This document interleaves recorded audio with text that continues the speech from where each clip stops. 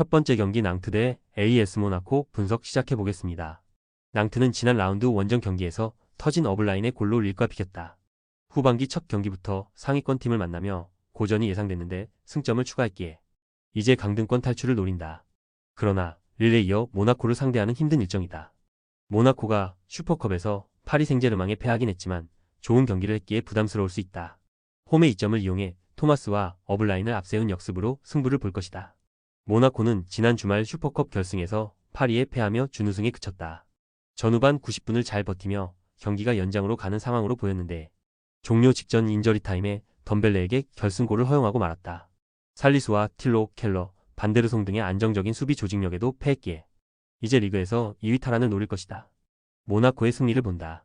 릴 상대로 승점을 따내고 홈에서 나설 낭트가 쉽사리 물러설 경기가 아니다. 어블라인과 토마스 등이 부상을 안고 있는 시몬의 공백을 메울 수도 있다.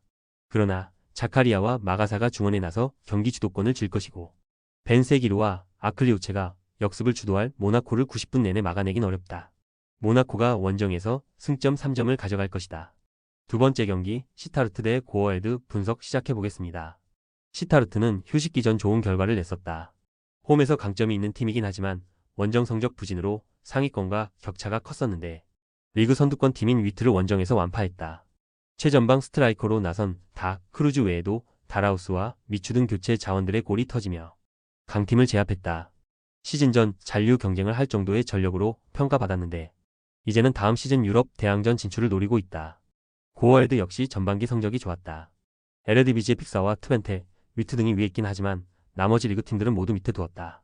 최전방 스트라이커인 에드 바르세는 8골을 터뜨리며 팀의 공격 축구를 이끌었고 안트만과 제이콥 브램도 공격 포인트 8개 이상을 기록하며 에이스를 잘 보좌했다.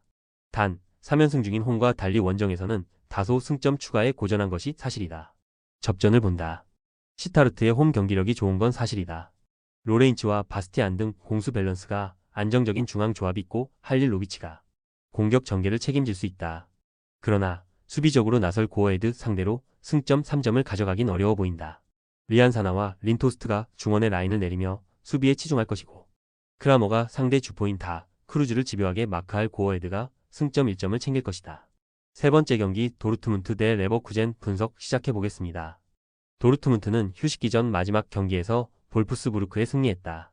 측면 수비수와 중앙 미드필더로 동시에 뛸 수 있는 그로스의 퇴장이 있긴 했지만 바이어와 브란트, 도니엘 말렌 등 2선 공격수로 나선 선수들이 모두 골을 터뜨렸다.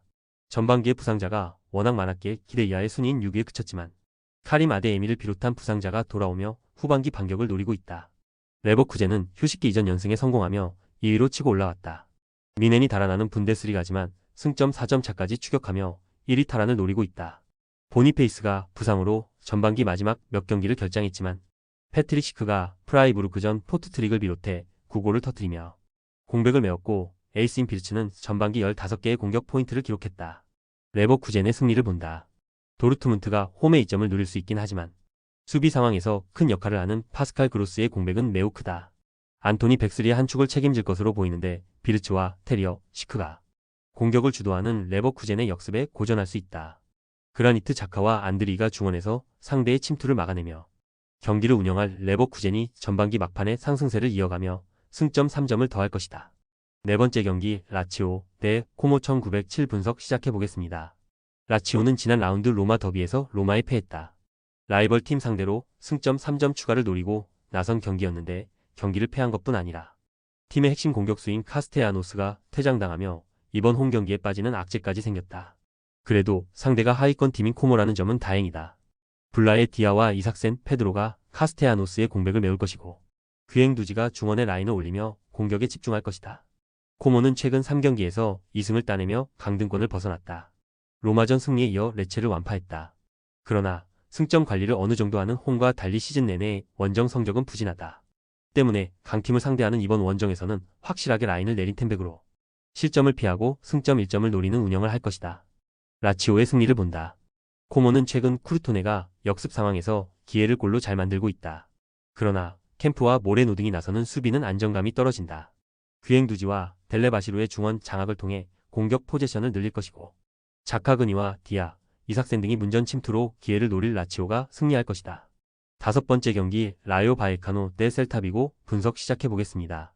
라요는 휴식기 전 4경기에서 무패를 기록하며 하위권과 격차를 벌렸다.